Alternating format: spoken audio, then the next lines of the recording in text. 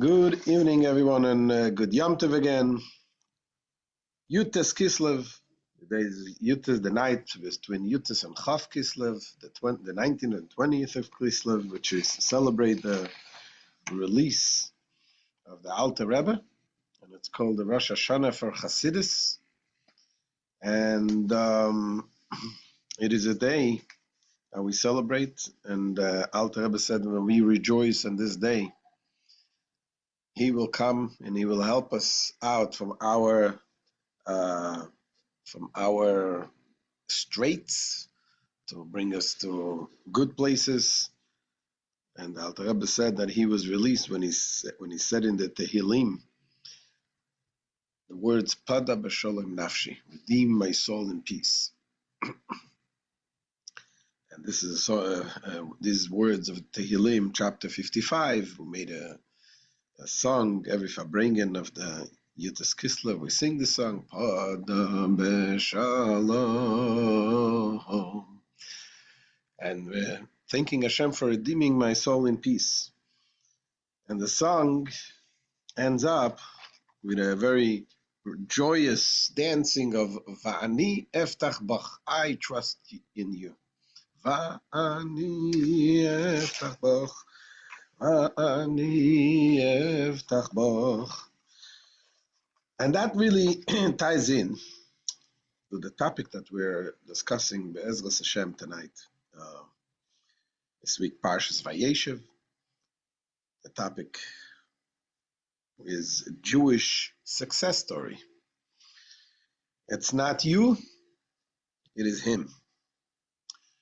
And we read in this week's portion the story of Yosef HaTzadik. Yosef was the favorite child of Yaakov, and that caused some jealousy. And again, I'm just saying on the surface the story, there's of course much depth to it. And the jealousy caused the brothers to decide to sell Yosef as a slave. They wanted to kill him, and then decided no, they're not going to kill him, they're going to sell him as a slave. And Yosef ends up as a slave being sold in Egypt. And he becomes a worker, a slave by one of the ministers of Pharaoh, Potiphar. And throughout his journey, throughout his difficult journey, every stage of the journey, the Parsha tells us that Yosef was very successful. Many times in this week's portion, the Torah mentions about Yosef, the success of Yosef. Hashem is successful with Yosef. Everything what Yosef does, Hashem succeeds. And this will lead us to understand what is the success, what is the Jewish success, and the different levels. In a way, we're going to tell the story of two Yosefs. There's two Yosefs. So let's begin inside the portion, the reading in the Torah portion.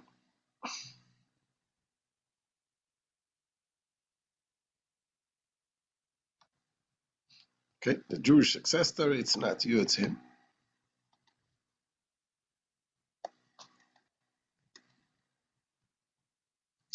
Yeah, so this is something we have to think about also. In our success, everybody wants to have success, we know. And sometimes we put a lot of effort, and the success is not as much. Sometimes we put less effort, and things go well. We all experience this kind of experiences, more or less. So here we're going to learn about Yosef. Here's in the Torah portion what we read. Now Yosef had been brought down to Egypt, and Potiphar, Pharaoh's chamberlain, chief of the slaughterer, an Egyptian man, purchased him from the Ishmaelites who had brought him down there. God was with Yosef. God was with Joseph. And he was a successful man. And he was in the house of his Egyptian master. And his master saw that God was with him. And whatever Joseph did, God made prosper in his hands.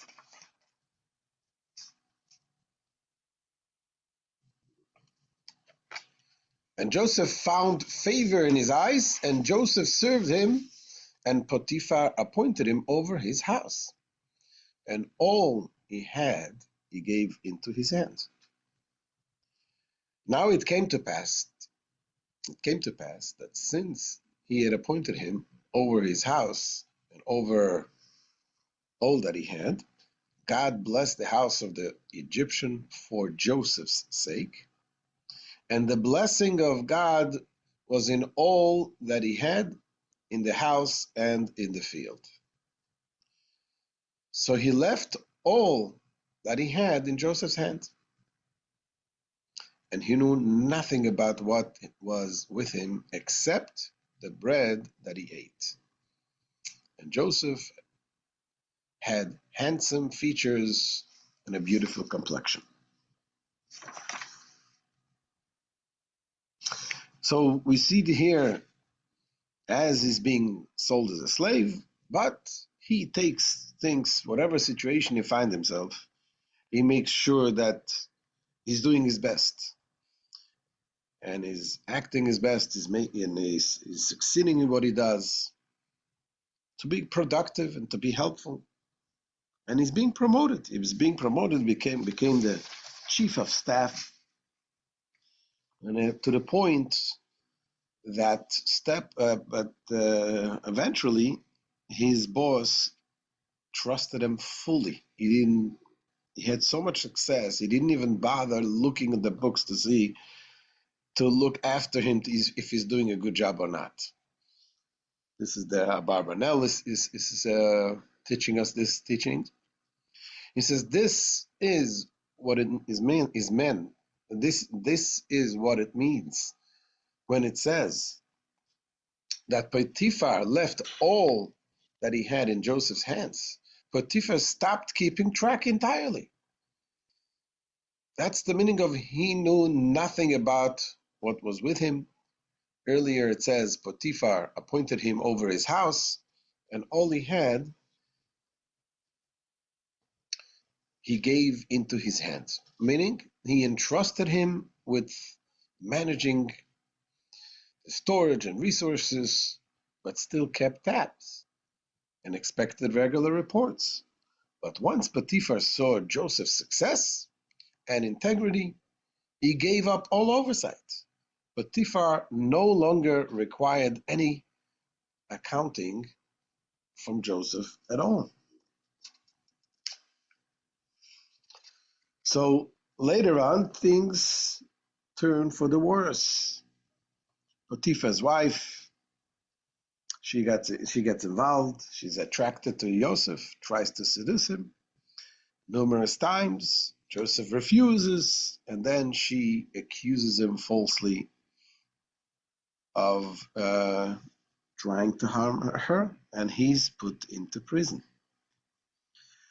But then in prison also, the Torah tells us that Yosef is given the role of overseeing everything what is happening in the prison. And there too, we find similar words where the Torah says how successful Yosef was. So here we read the continuation of the story. God was with Yosef, and he extended charisma to him. Chen in the Yitan china. Chen is a word in Hebrew. Use it in English, in Yiddish. Chen. Here it says charisma. That means, but it's something that likeness, so that you become likable. And he gave him favor in the eyes of the warden of the prison. So the prison warden delivered all the prisoners who were in the prison into Joseph's hands. And whatever they did there, Joseph was the one who did it. The prison warden did not inspect anything that was in Joseph's hand, for God was with him. And whatever he did, God was successful. And here we find something interesting. We find, first of all, what exactly does it mean God was successful? We find there's a difference between what it says before, when he was a slave by Potiphar. There it says, whatever, let's go back there.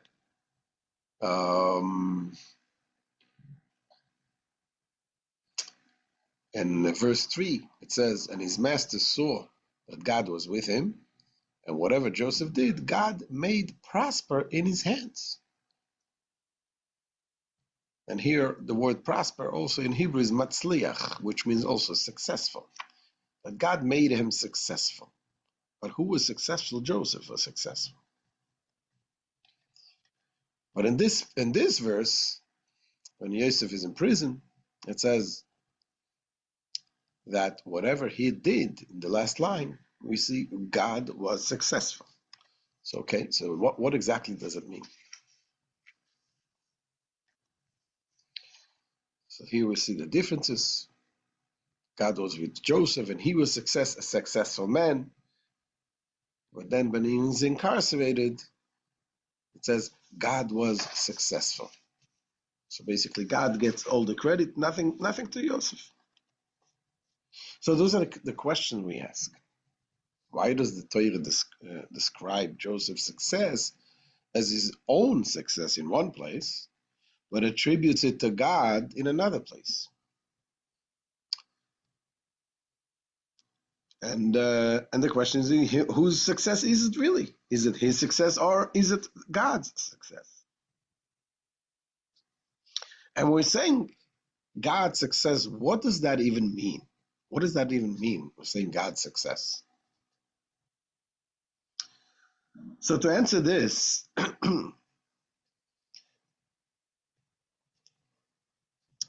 we got to talk about what is success.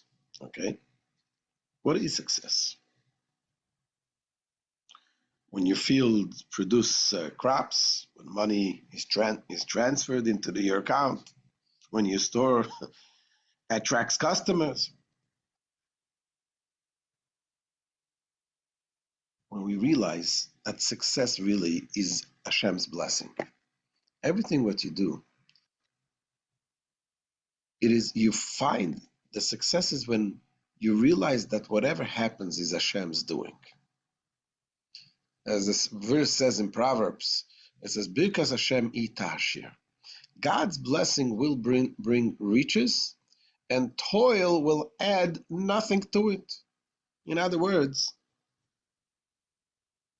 you think that you are working hard and that is why you're succeeding. You may be working hard, but if there is no blessing there, there's no success. As the Metzudas David Altshuler says, God's blessing, Bikat Hashem Itashe, God's blessing brings the riches. Says the Metzudas David, success comes directly from God. When God gives his blessing, it brings true wealth to a person. And with that blessing, there is no need for added toil or stress to chase after more. The blessing itself is enough. Now, of course, that doesn't mean that you can go relax and sit on the couch and say, oh, okay, Hashem gives the blessing, so everything is okay. I don't have to go to work. No. Yes, Hashem wants us to do the effort. But ultimately, when we realize where does everything come from, it's not the effort that we do that brings the success. You can have people working hard and very smart people that are doing very smart things, and all of a sudden, things are not exactly the way they planned. You can have investing in a stock market, and you think that you're doing very well. Everything goes beautifully, and all of a sudden, unexpected things happen, and it's not exactly the way you want it, or vice versa. And this is the verse in the Torah that it says, when the Torah talks about um, releasing the freeing as a Jewish slave, it says, "You shall not be troubled when you send him free from you, for twice as much as a hired servant he served you 6 years, and God will bless you in all that you do." So we're not discussing now the laws of the slaves and what it means, 6 years and so on. It's a story for itself. But we're focusing on the last part of this verse, where the Torah says here, and God will bless you in all that you do. You have to do something, and then you see God's blessings.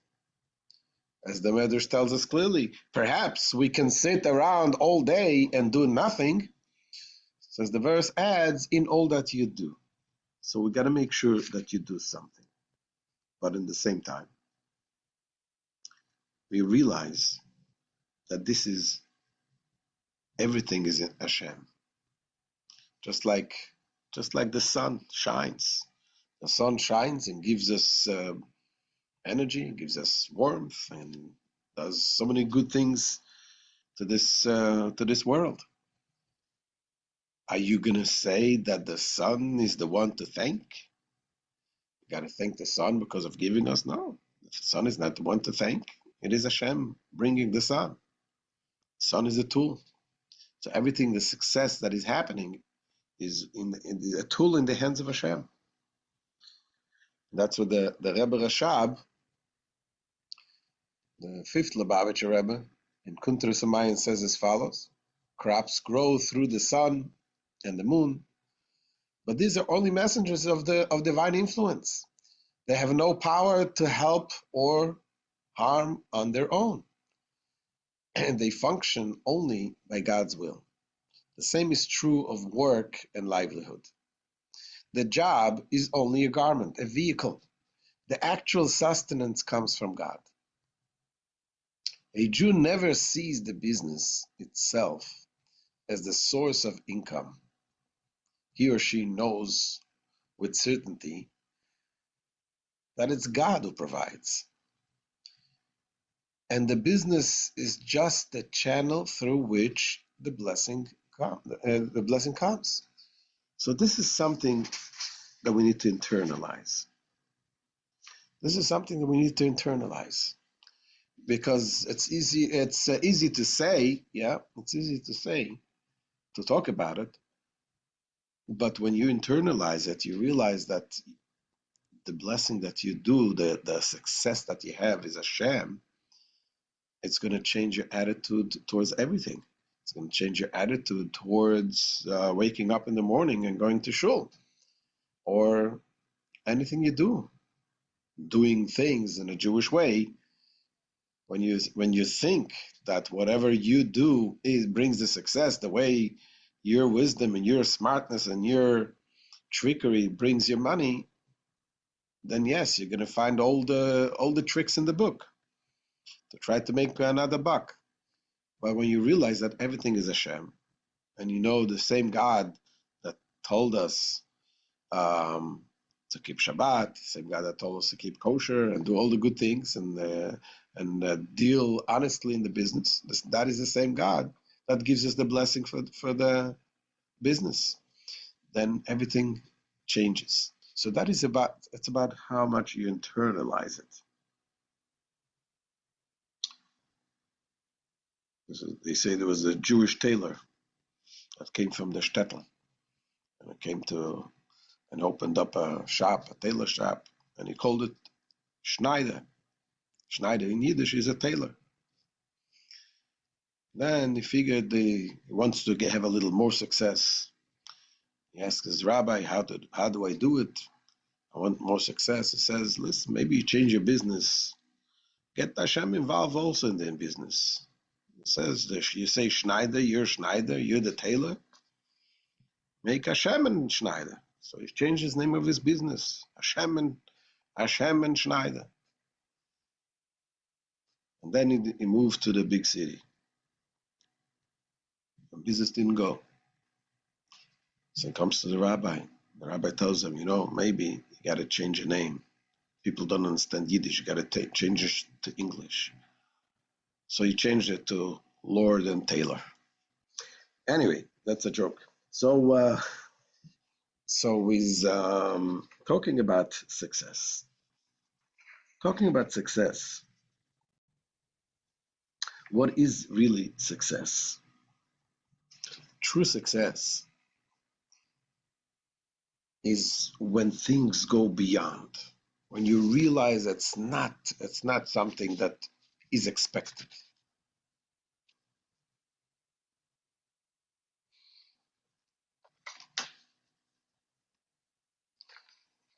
So when things go beyond expectation, that is real, true success.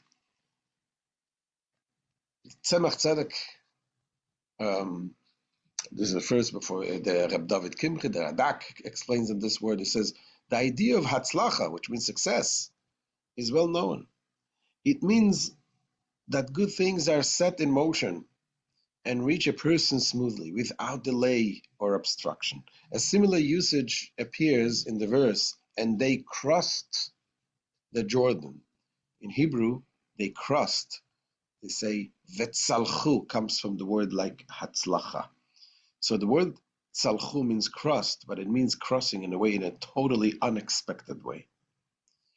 They crossed the Jordan before the king, meaning they cleared the way and passed through it as if they had split it open.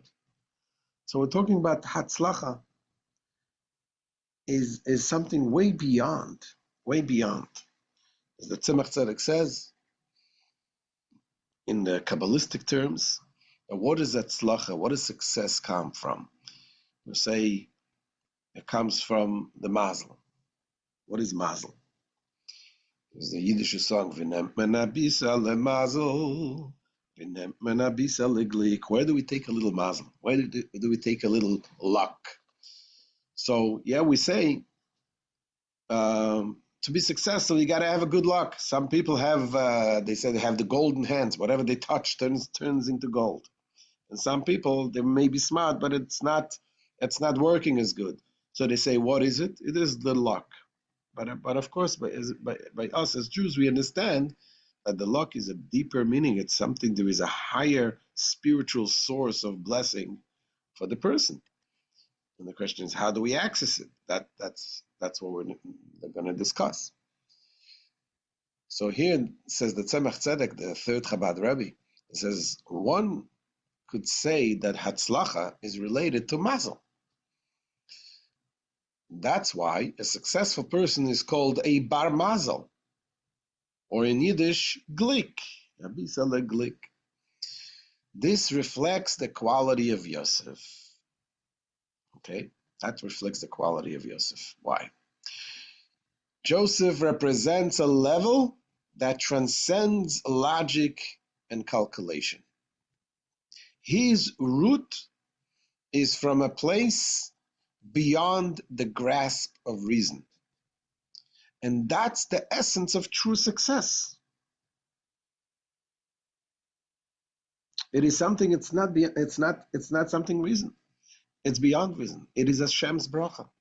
And when Hashem's bracha is there, it is not limited in physical reasons. As the Frierdiker Rebbe, the previous Rebbe says, Hatzlacha is a kind of success that comes from mazel, something higher than logic. It shows up not only in spiritual matters, but in business, home, life, and work in the field. As the sages say, a person never really knows which effort will bring profit. That's from the Talmud. We see this all the time. Some people make choices that seem completely unreasonable, yet everything turns out better than expected. Others follow every rule, plan with care, think through each step, and still come up short.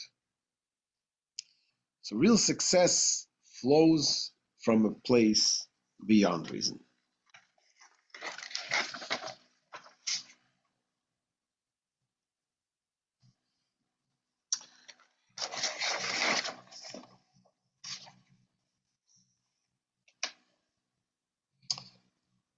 So what happens with Yosef's success? It is the internalizing, the realizing that everything comes from Hashem. When he internalized that, when you internalize that whatever you do is from Hashem, that opens the blessing, opens you as a vessel to receive the Hashem's blessing. Now, this we asked the question. We find by Yosef that it was two stages. In the first stage, when Joseph was as slave by Potiphar, the Torah describes his success as Hashem making him successful. And when Yosef was later on imprisoned, the success is not attributed to him at all. It is attributed to Hashem. Whatever he does, God succeeds. So what does that mean? We asked the question. So the Rebbe explains that basically Joseph evolved in his life. What I mean evolved, the level of his commitment, the level of his appreciation that whatever happens in his life is Hashem, grew. He internalized more and more this concept. And the more he grew into this understanding, the more he internalized this, the more he became successful.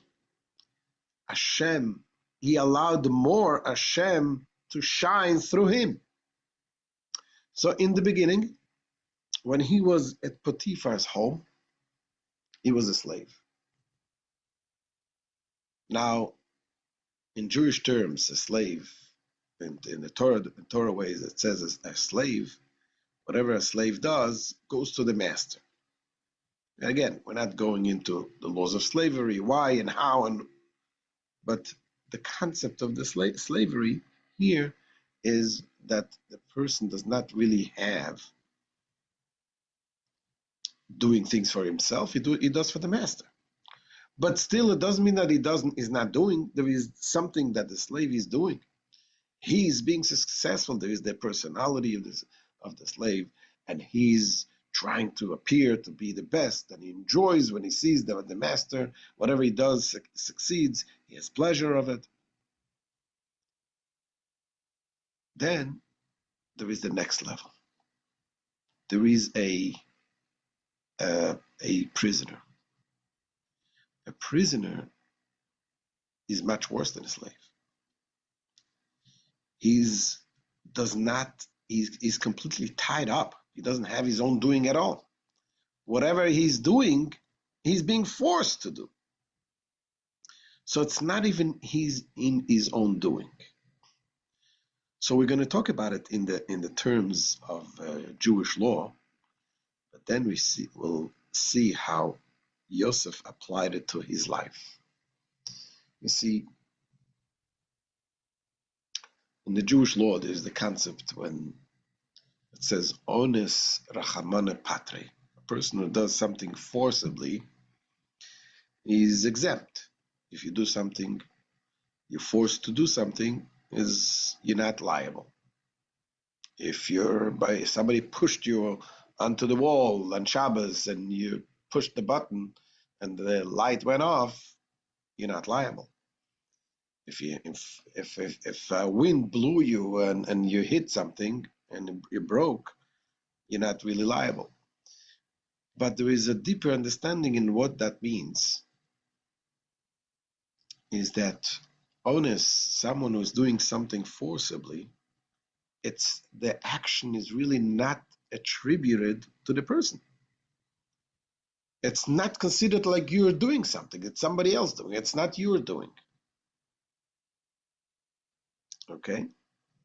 We're going to see it inside it. Then we're going to talk about how Yosef applied it to him.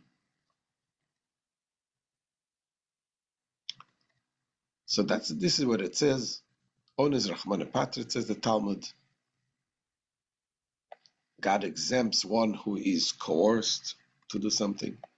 And the commentaries in the Talmud explain as follows. There is a halachic principle that God exempts one who is coerced. This can be understood as follows. An action one does under coercion is not considered their action at all. It's as if the act happened on its own. And the person isn't regarded as the one who did it. And that's what happened with Yosef. As time passed, Yosef's awareness that all blessings come from Hashem kept growing deeper and deeper. What happened there, you see, when Yosef became a slave, what happened? He lost his, to a sense, his independence. He became a slave to someone else. What is Yosef thinking then? Yosef says to himself, I am now a slave to somebody else. I don't have my own independence. What am I to learn from this? I am to learn that my way of serving Hashem is like a slave. I have the experience of a slave. I am now Hashem's slave. I commit and totally give myself over to Hashem. When he did that, he saw Hashem succeeding in his hands. Just like the slave works for his master and is successful, Yosef was Hashem's slave in that sense. So he used this difficult challenge that came in his way. And he says, why did Hashem make me a slave? Yes, to be able to know how to commit myself to Hashem in that way. We find a similar thing by Yaakov Avinu in the other way. It says after 22 years when he didn't see his son, and Yaakov saw his son after 22 years, that we're going to read in 2 weeks from now, that he meets Yosef finally, and it says Yosef kissed his father. It doesn't say his father kissed Yosef. And the sages ask, why? Why didn't he kiss him?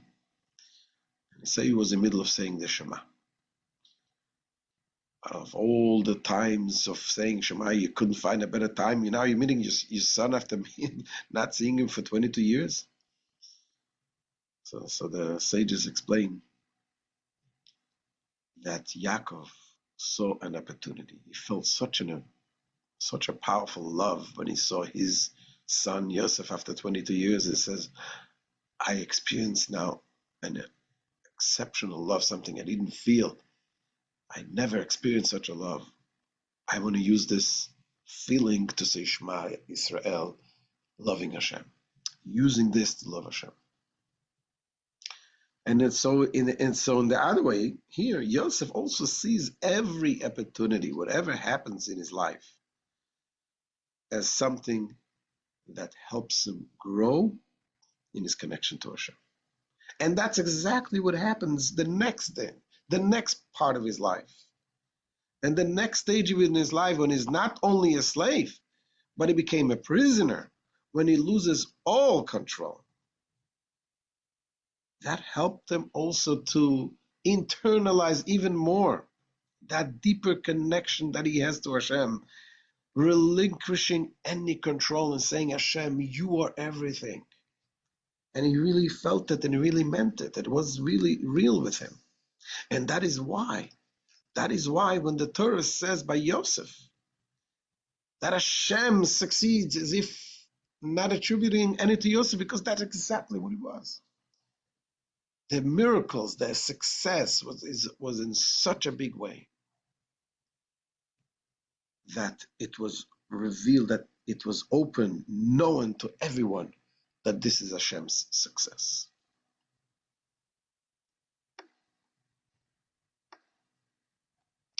In the words of the Rebbe,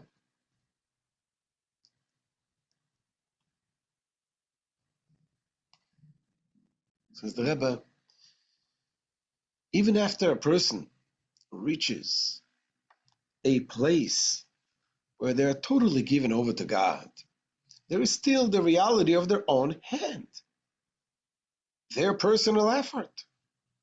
That's why the success God gives flows through the person's hand.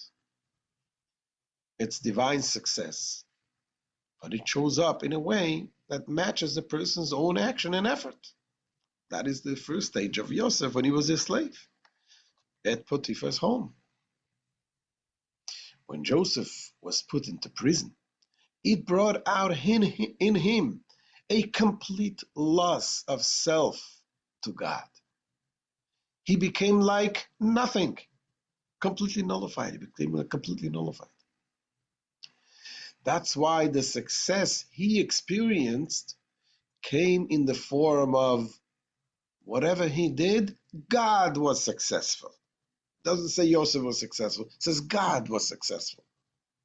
A kind of success where you can see right away that it's not human effort, it's clearly God's hand. Yes, the verse still connects that success to Joseph's own hand and action. Whatever he did, God was successful. But because Joseph was in a state of such deep loss of self, like a prisoner with no personal identity, his hand didn't take up any space at all. So basically his hand was a tool in Hashem. Hashem's tool. Hashem was using his hand as a tool. So the success that came through him wasn't limited by the usual bounds of human effort. It was something entirely godly, beyond nature altogether, to the point that you didn't even see Joseph's hands anymore. Only God was making it succeed. And that is the difference between when Joseph was a servant, slave in the Potiphar's home, and when he was incarcerated. In Potiphar's home, Joseph saw himself as an active partner in his success, believing in God's help while still viewing his own effort as part of the process. But in the next level, when he was imprisoned, Joseph no longer saw himself as a channel or even a messenger. He fully surrendered, recognizing that all his success was entirely God's doing. So that answers our question. Yes, the changing of language. Why the Torah changes the language by Yosef? Because we're talking about two different levels of Joseph's commitment to Hashem. And what is the message to us? Message to us, of course, to know what it means that we need to become a vessel to Hashem's success. Says the Rebbe, the container for such divine success that's beyond nature is, as the verse says, to this I look, to the one who is humble and broken in spirit. In other words, bitul. Bitul means the loss of self, completely not considering as if you are the big macher. The less a person feels their own ego and sense of self, the more God is with them openly in their actions. you see more and more of God's strength shining through. There's a story told by, it was in the time of the Alter Rebbe. There was this nobleman that approached a Jew who was a chassid of the Alter Rebbe, and he asked him for a loan of 1,000 ruble. He told him, give it to me for a year, and I'll give you back 1,500 ruble. And the Jew says, I don't have that kind of money. He says, you have Jewish people, you can lend money, they're going to lend you, borrow from some friends, you can do it.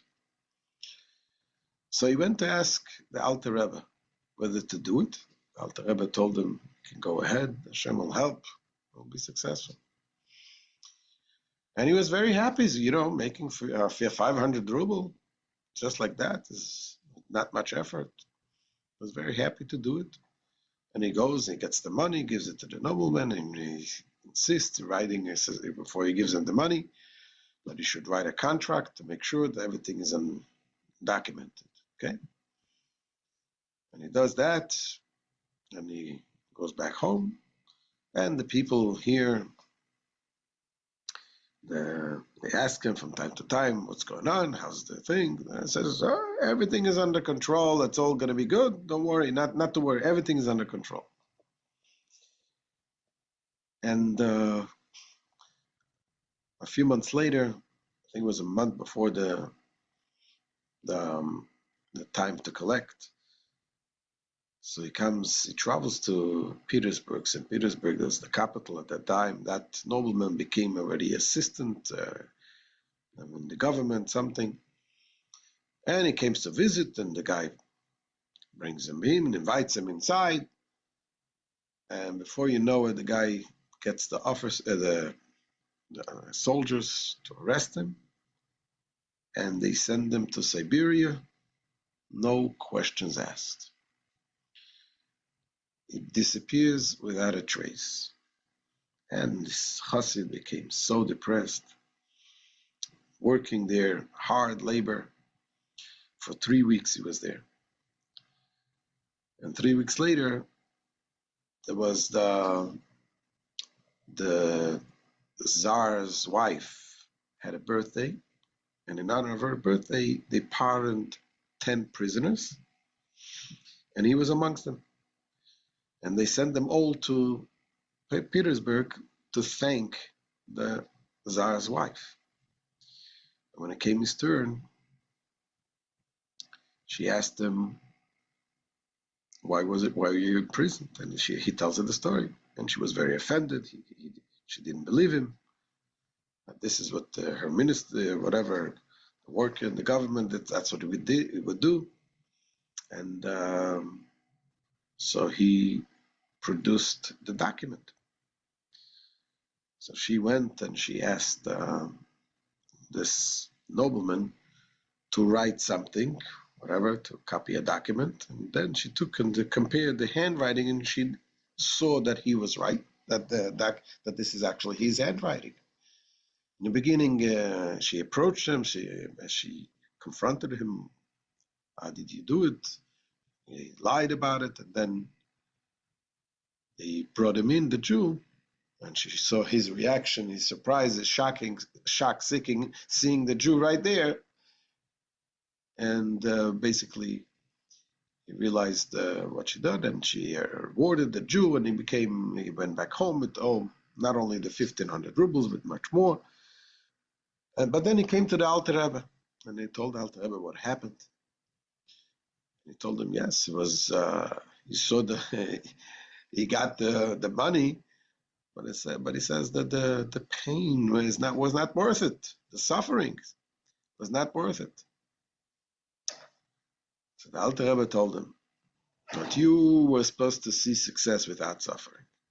The problem was that every time the people asked you how things are going, you said, yeah, it's all under control.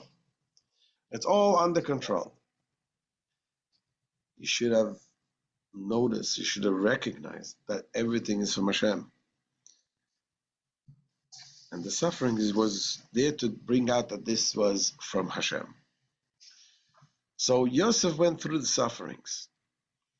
We celebrated today Yutas Kislev. The Rebbe points out that also the Alter Rebbe also saw these two levels of success. The Rebbe Rashab, the fifth Lubavitcher Rebbe, mentioned that just like an olive, when you crush the olive, the oil comes out. The Alter Rebbe was in the prison and he was crushed. What happens to an olive when you crush it? So there is the olive, the status of the olive before you crush it. It's an olive. You can enjoy a nice olive. You can marinate it, you can do it, whatever. It's an olive. After you crush it, you have precious oil coming out. But when you crush the olive, while it's crushed, it's nothing. It's nothing worth. It loses the beginning and loses the end.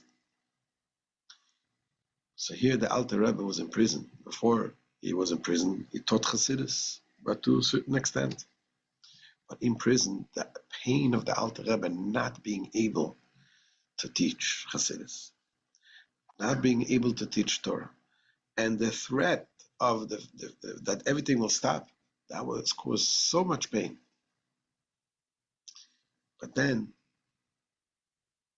as a result of this imprisonment, it reveals, says the Rebbe Rashab, the inner essence of his neshama that allowed him later to reveal, to give so much more Hasidus, so much more teachings. And indeed, the miracles that happened there was also in the two stages. As the Rebbe says, during the prison, when Alter Rebbe was there, they interrogated them, and he proved to them logically how all their complaints, all the things is not true. And he explained logically how what he's teaching is logical and it makes sense. I mean, Alter Rebbe was teaching the Tanya, Alter Rebbe, which basically it reveals who we are, what is the neshama, what is our connection, and with explaining all this mystical concept and bringing it down to understanding. And they understood. They were very big scholars there, very smart people. So that was one stage.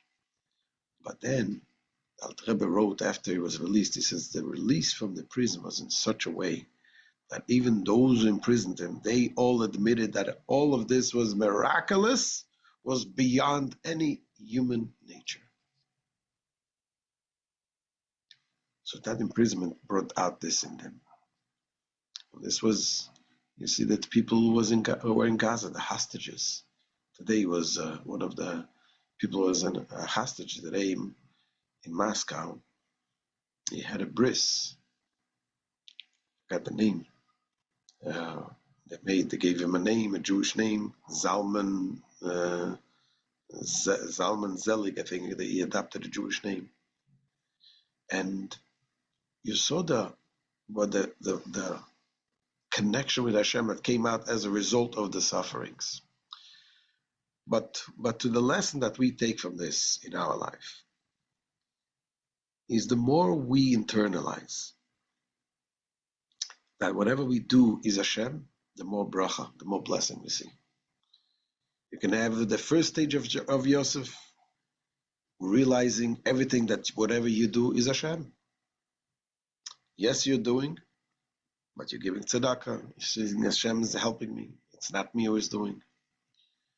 And the second level is being imprisoned and saying, it's not me.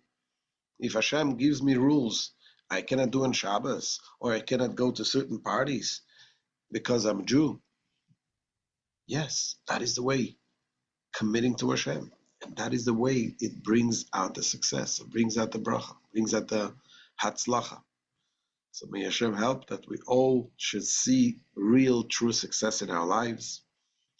And we should succeed to see, as the song goes, Vani eftach boch, I trust you in Hashem. And that all of the opposition to godliness should be not only it should be eliminated, but should be transformed. As the Alter Rebbe said, Pada b'shalom nafshi. And my soul should be redeemed in peace. And peace means that there is no more enemy, and the enemy becomes friends. That will happen soon with the coming of Mashiach. So thank you all for joining. Bezrat Hashem. We should, by the way, I don't know if you noticed, some of you asked about the Tanya Shir, Tanya class. And today I resumed the teaching of the Tanya. Some of you approached me, asked me to resume it, to do it. And it is, hopefully, God willing, I'll be able to continue. It takes a lot of time, but we'll do the effort to perhaps make it live at one point in the morning and to put it on YouTube, the Daily Tanya, which today we started learning the Tanya. So Mitzvah Hashem, learning the Tanya also brings Mashiach, enhances our life, makes us better people, makes us understand who we are and what we can be. Bezrat Hashem, we should be successful in all of this. We should have the coming of Mashiach very soon. Amen. Thank you, Rabbi. Amen. So Daily Tanya is going to be on the Chabad of Sheepshead Bay channel, right?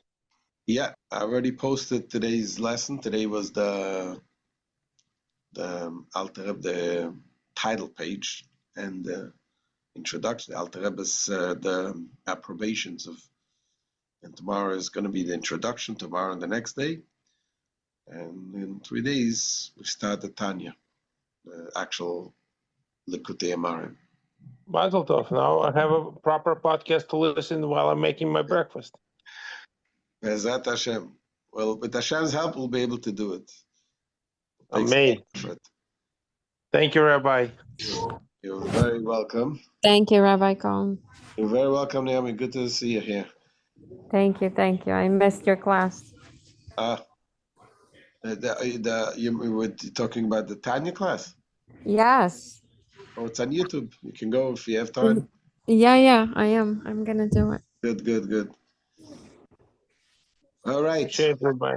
Sei gesund. All the best. You, Rabbi. Good night, everyone. Good night, Good Esther. night. Good night, everybody. Thank you. All the best. Good night.